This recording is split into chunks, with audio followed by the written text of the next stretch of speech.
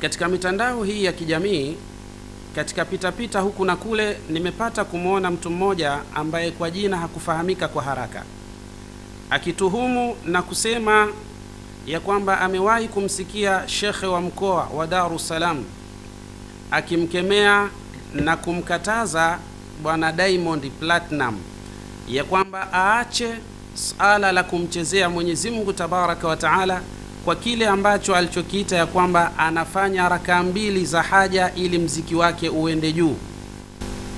Yule bwana katika namna maelezo yake jinsi nilivyomuona, namna alivyoeleza, anasema ya kwamba Diamond kufanya rakaa 2 za haja ili mziki wake uende juu au uwe ni mziki ambao unaosikika sana duniani ni jambo linafaa kisheria, ni jambo safi, halina mashaka na halina matatizo ya aina yoyote. Hili suala si sahihi. Sasa basi, nataka twende tukaone katika hizi rakaa 2 za haja ambazo tunasemekana anasali Diamond ndio ambayo inampandisha na kuwa katika daraja kubwa mpaka mziki wake kuwa unasikika duniani. Suala hili kadhalika mimi ninasema si suala sahihi kwa maelezo ya Mwenyezi Mungu Tabaraka wa Taala na mafundisho ya Bwana Mtume Muhammad sallallahu alaihi wasallam. Nitaungana 100% na Sheikh wa mkoa katika yale aliyosema, kwa sababu ndio usahihi wa maneno ya Allah Tabaraka wa Taala. Na wewe ndugu yangu, naomba tuliza akili kwa ufasaha na kwa umakini mno, utaelewa kwa ufasaha katika yale ambayo tunayazungumza, na bila shaka mambo yatakwenda katika mustawa na hali yake. Ukimsoma mmoja katika wanavyoni wa sunna, huyu ni bwana mkubwa anaitwa Mubarakul Fawri, katika kitabu chake kinachoitwa Mir'atil Mafatih, ni sharhu al-mishkat al-masabih inda sharhihi li hadithi salati al-haja, akiwa anasharhisha na kuielezea vizuri kabisa hadithi inayoeleza habari ya sala ya haja. Hapa naomba uwe makini, alafu utaona namna ya mtu yule jinsi alivyoeleza anavyopotosha umma, ili tuweze kwenda sawasawa katika kufahamu usahihi na ukweli na uhalisia katika yale ambayo yamesemwa na Mwenyezi Mungu na Mtume Muhammad sallallahu alaihi wasallam. Faqad urida fi sunan at-Tirmidhi, hapa imepokelewa katika sunan at-Tirmidhi wa Ibn Majah kadhalika wa An-Nasa'i wa ghayrihima. Hawa wote wamepokea hadithi min hadithi Abdullah ibn Abi Aufa, kutoka kwa hadithi ya Abdullah ibn Abi Aufa, anasema anna an-nabiy sallallahu alayhi wasallam qala, ya kwamba bwana Mtume Muhammad sallallahu alaihi wasallam amesema. Hapa nataka uwe makini ndugu yangu, ili tuende katika hali ya ufasaha, uone maneno ya mtu kuswali rakaa 2 kwa nia ya kuendeleza maasi yawe juu ni katika jambo la makosa kabisa, ni katika jambo lisilofaa. Na huyu ambaye anasema swala hili linafaa, tunamwambia arejee tena darasani, arejee tena katika kumsoma Mwenyezi Mungu na Mtume Muhammad, kwa sababu ana hatari ya kuupotosha umma, kuutoa katika usahihi na kuwapeleka katika mambo mabaya.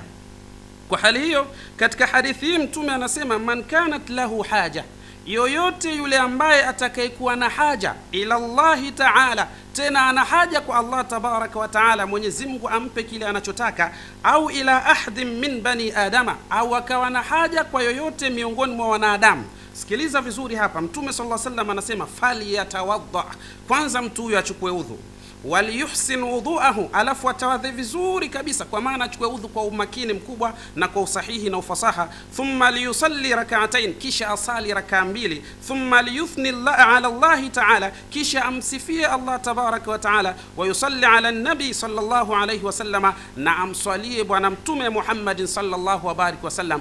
Waliyaqul, kisha aseme maneno haya yafuatayo.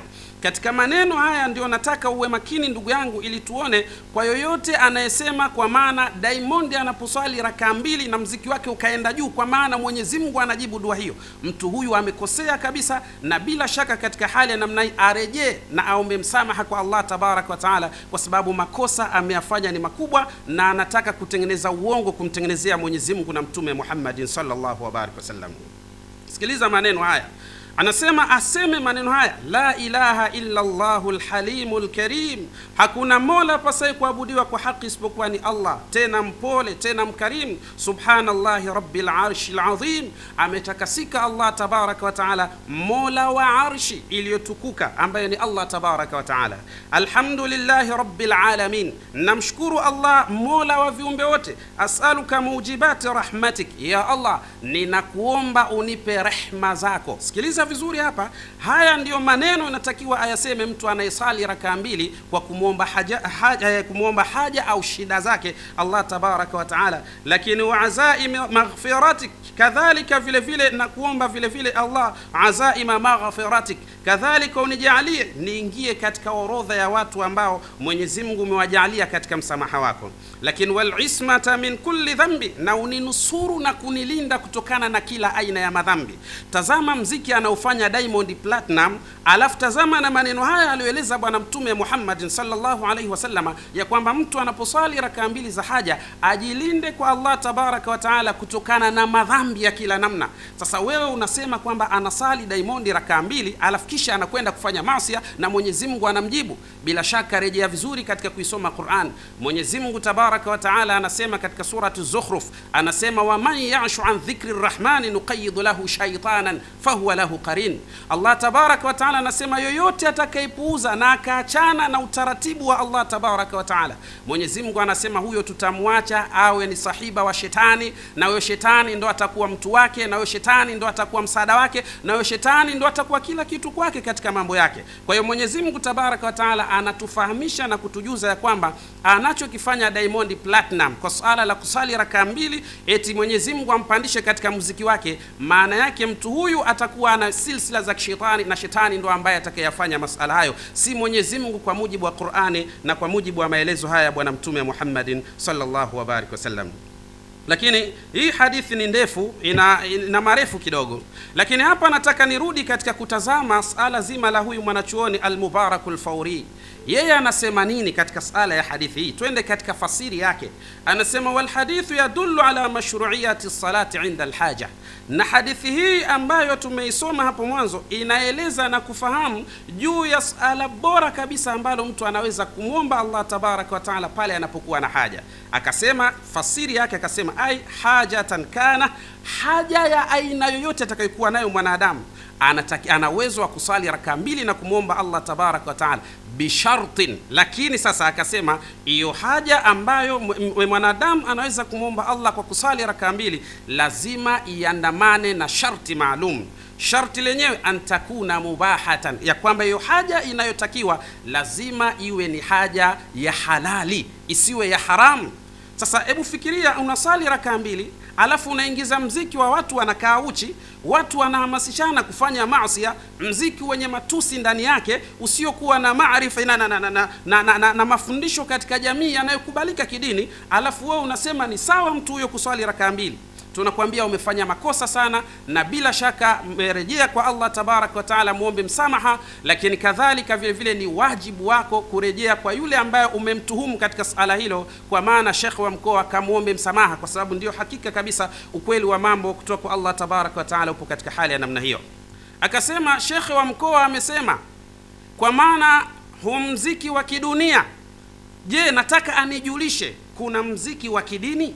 Mbona tunaona katika kaswida kuna watu wanakata viuno, wanacheza viduku na mfano wa hayo? Kwa kweli mimi nilicheka sana. Cha kwanza nikafika mahala nikabaini kwamba huyu mtu anazungumza yale kwa mapenzi ya kupenda mziki wa Diamond. Lakini sikiliza sasa, hapa nataka utulize akili yako ili tuende vizuri katika sala hili muhimu, ili uweze kubaini kwa nini shekhi wa mkoa alisema mziki wa kidunia. Ndugu zangu, haya ni maneno tunaita istiara, na wakati mwingine tunaita ni maneno yaliyozimwa, lakini kadhalika haya maneno ni maneno ambayo ndani yake yana maarifa ya kutosha. Sikiliza nini maana ya mziki, na hapa nitakuja baina al-maazif wal musiqa, baina ya kitu kinachoitwa maazif, kwa sababu naamini kabisa baada ya ujumbe wangu huu atakimbilia katika hadithi ya maazif kule, na huko ndo napopasubiri sana, na ndio naacha kama pending hiyo. Najua ndo atapokwenda huko. Sasa ataporejea tena kwa mara ya pili ndo nitakwenda huko katika hiyo maazif, tuone nini maana ya maazif na nini maana ya musika. Sikiliza vizuri, twende katika mafhumu al-musiq, mafhumu ya muziki ni nini, ili tuje kutufahamu maneno. Kwa nini shekhi wa mkoa alisema kuna mziki wa kidini na mziki wa kidunia. Hapa ndo nataka twende katika mafumu ya mziki, alafu twende tukaone mziki unaoua na mziki unaomfanya mtu kuwa hai. Pia haya ni mambo yote yapo, nitakutajieni na maraji, mwende mkarejee tena wanachuoni wa sunna, akiwemo Ibn al-Qayyim al-Jawziyya, Shamsuddin huyu Muhammad ibn Abi Ayyub az-Zara'i ad-Dimashqi, Ibn al-Qayyim al-Jawziyya ameyasema haya kwa ufasaha, wakiwemo Ibn Hajar al-Asqalani na wengine wengi kabisa wameyasema haya. Kwa hiyo mimi nitanukuu machache katika haya ili tuweze kuweka sawa kutokana na maneno ya huyu mtu ambaye kwanza hatumfahamu jina lake ni nani, lakini ni mtu aliyokurupuka kama jinsi ambavyo ametoka katika usingizi. Tunasema al-musiqa hiya fannu muallafun min al-aswat was-sukut. Mziki kwanza mafuhumu yake ni fani iliyoambatana kutokana na sauti nzuri, lakini sauti hizo zinakwenda na vituo maalum. Yani sio na kurupuka unasema sema tu, kuna kuwa na vituo maalum. Lakini wayataqidu ulama bi anna kalimata almusiqi, na wamesema vile vile wanavyoni wamezingatia na kufahamisha ya kwamba neno hili musika yunaniyatul asli, kwanza ni neno la Kiunani, si neno la Kiarabu. Hapa lazima ifahamike hili ni neno la Kiunani na si neno la Kiarabu. Waqad kanat tuni sabiqan alfunun umuman ghayra annaha asbahat fima ba'd tutlaqu ala lughati al-ilhan faqat. Anasema hili neno huko mwanzo lilikuwa linatumika kwa fani nyingi, isipokuwa sasa hivi ni neno ambalo linatumika katika mustawa wa kupatikana maneno kwa maana sauti iliyokuwa nzuri. Katika lugha ndio tunaita musika, sauti nzuri, kwa maana al-ilhan, sauti nzuri. Mathalan sauti ya adhana unaweza kusema ilhan, maana vile vile mtu anapojawid vizuri Qur'ani unaweza kusema ilhan katika hali ya namna hiyo. Yote haya maana yake ndio tunapatikana kitu kinachoitwa almusiqa. Nitakuja tuwatazame baadhi ya maprofesa namna walivyoeleza almusiqa alqatil, mziki unaoua na ambao unaweza kumfanya mtu akiwa hai, ili tuone namna ambavyo pia baadhi ya ulama wa sunna wameueleza baadhi ya mziki ukiwa halali, ukiwa safi, ule ambao unakwenda sambamba na maelekezo sahihi ya Mwenyezi Mungu Tabaraka wa Taala na maelekezo sahihi ya Bwana Mtume Muhammadin sallallahu alaihi wasallam. Kwa hiyo sauti nzuri, mtu anapotoa sauti nzuri ni ilhan, katika lugha tunaita ni musiqa. Faqad urifat lafdhatu almusiqa bi annaha fi alilhan wa fi sinati yabhathu fiha an tanzim alangam walilaqat fima bainaha wa an aliqaat walawzaniha. Kadhalika vile vile tunasema kwamba muziki ni sauti nzuri zilizopangika. Mathala mtu akitengeneza beiti fulani ni sauti nzuri zilizopangika, lakini zikawa beti hizo zinashawishi na kuashiria katika wema, kwa maana kuwazindua watu katika mambo yaliokuwa mema, au kuwahofisha watu na mabaya ili waepukane nayo, au kadhalika kuwatanabahisha watu katika jambo. Mmoja akasema min fitnatin niswan kam ya'si al-fata amra al-ilahi bi ta'ati ash-shaytan wal-lisu lawlahunna lam yakun ba'i'an lir-ruhi minhu bi abkhasi al-athmani wa bihinna sara li adama ma'a yusufa fima hakahu Allah fi al-Qur'an. Kwa hiyo unaona mambo jinsi yanavyokwenda. Ni shairi hizi zimekaa katika utaratibu huo, katika lugha tunaita ni muziki. Lakini ni muziki ambao wa aina gani? Unaofundisha na kuelimisha na kufikisha watu katika jamii iliyokuwa bora biidhnillah tabaraka wa taala.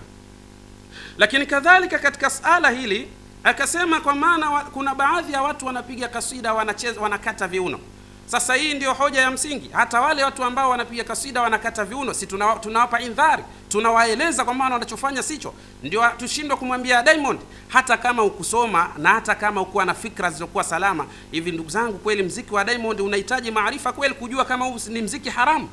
Kuna vitu vingine havina hata hadithi dhaifu wala hata maudhu hakuna. Yani ni vitu ambavyo kitazama tu katika hali ya kawaida unabaini kabisa hii ni haramu. Haina haja hata ya kutafuta tafsiri wala kutafuta niende wapi na kutafuta kitu gani. Katika hali za namna hii tunasema, ndugu yangu, mziki alivyosema shekhe, kwa maana kuna mziki wa kidini ni katika hizi ilhan kama jinsi ambavyo tulivyozieleza, ambazo kadhalika zina uwezo wa kumsababisha mwanadamu kuwa katika hali iliyokuwa bora. Nikimalizia kwa haraka katika sala hili la msingi, anasema hata katika taarabu kama hoja ni kumtaja Mwenyezi Mungu, mbona katika taarabu pia wanamtaja Mwenyezi Mungu?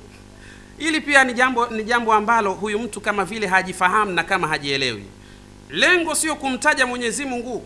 Lengo je, mazingira ya anayemtaja Mwenyezi Mungu, anamtaja Mwenyezi Mungu katika mazingira gani?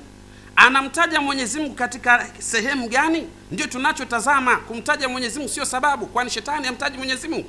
Ibilisi anamtaja Mwenyezi Mungu, inawezekana anamtaja sana kuliko unavyomtaja wewe, lakini kikubwa zaidi kumtaja Mwenyezi Mungu haina maana kuwa eti ndio tunatazama mazingira ya mtajaji yupoje, tunatazama mahala anapotajwa Mwenyezi Mungu pakoje, lakini tunatazama pia na mandhari ya kule kutajwa kwake Mwenyezi Mungu, anatajwa katika jambo lipi. Hili pia lazima nakupa homework wewe ndugu yangu, kafanye utafiti katika sala hilo kwanza, alafu kisha urejee kwa mara pili, alafu tuweze kulieleka hili jambo katika hali ya ufasaha na uhalisia wake. Huu muziki, kwa nini tumeita kuna muziki unaoua na muziki ambao unaomfanya mtu kuwa hai?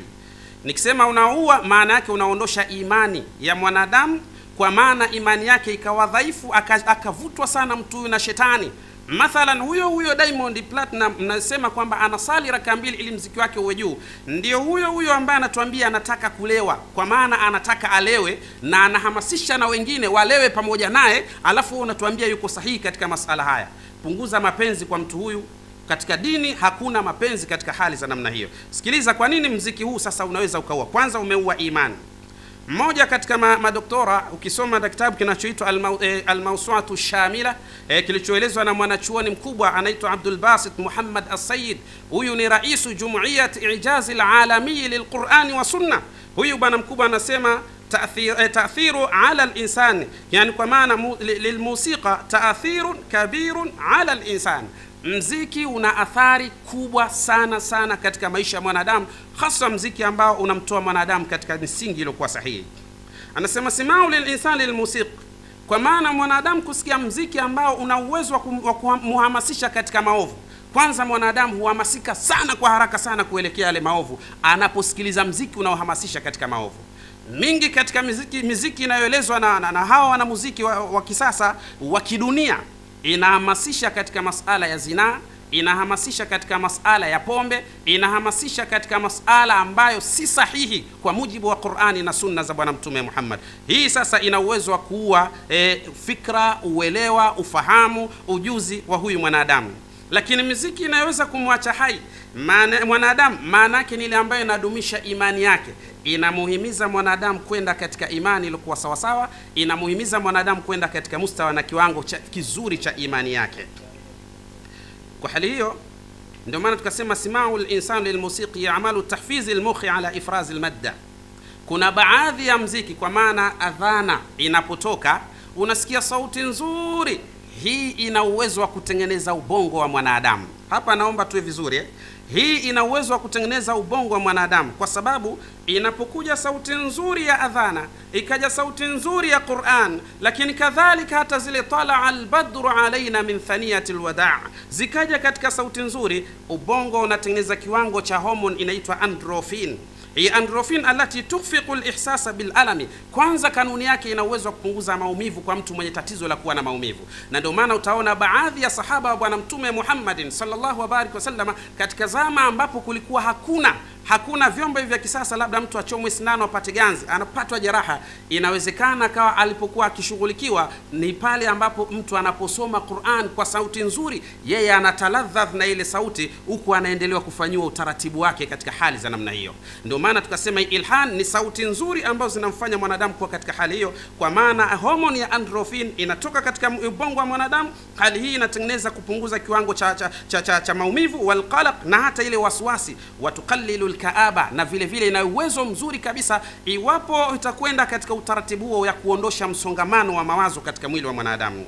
Kwa hali hii sasa akili inaweza ikafanya kazi vizuri, akili ya mwanadamu inaweza ikawa katika mustawa na hali ambayo ilikuwa sawa sawa biidhnillah tabaraka wa taala. Kwa muziki unaoua ni ambao unatuhamasisha twende katika maovu, na muziki ambao unafundisha maana yake ni sauti nzuri za Qur'an, sauti nzuri za adhana, sauti nzuri za baadhi ya abyat beti, lakini kadhalika hata kuzielezea zile nathri